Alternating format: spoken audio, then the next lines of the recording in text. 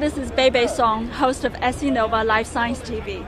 I'm in San Francisco at the 28th JP Morgan Healthcare Conference, speaking with Dr. Thomas Schall, the founder and CEO of ChemoCentryx, a private therapeutics company targeting the chemokine receptors for inflammatory diseases. Hi, Dr. Schall. Hi, Beibei. Great to be here. So tell us, what are chemokines and what is the mechanism of your drugs? Chemokines are very important proteins in the body that control the way different immune cells get to different organs and different tissues. And it's sort of like a trafficking control system for the body's immune system. And part of that immune system are the army of cells called inflammatory cells. So many chemokines act as signposts to get different inflammatory cells into different organs. And that can be a problem during immune diseases and inflammatory diseases where those cells go to your tissues and organs inappropriately and do damage. Your body makes many different kinds of chemokines, about 50 or so different kinds of chemokines, but many of those chemokines are made in just a given tissue system.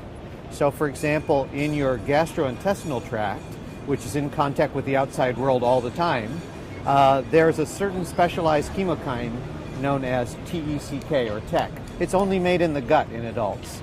And that attracts immune cells by being expressed in the gastrointestinal tract or the gut, and then as immune cells float around the body in circulation and see that signal in the GI tract, if those immune cells have a receptor for TEC, they'll stop circulating and they will migrate into the tissue in the gut.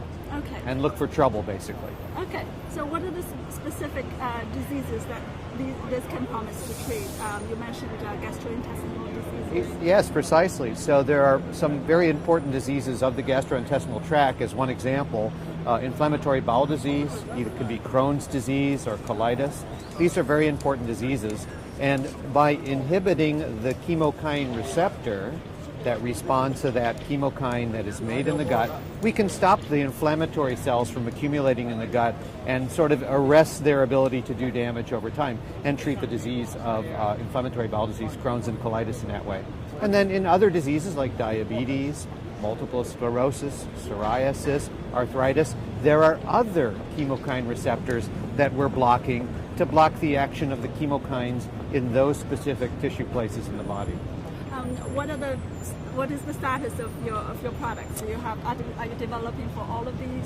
Or? Yes, in fact, our products include a novel drug for inflammatory bowel disease, a novel drug for arthritis, a novel drug for diabetes, and some earlier stage products that'll treat a spectrum of other autoimmune diseases as well.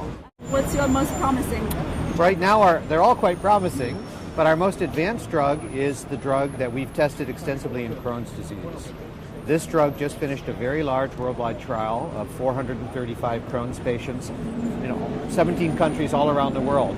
And that trial was successful. We were able to put people into a clinically responsive state within about 3 months on the drug.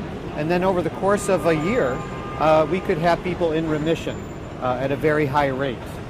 And the drug is very simple to take. It's an oral drug and quite safe to date. So that's now going to go into full late-stage phase 3 testing.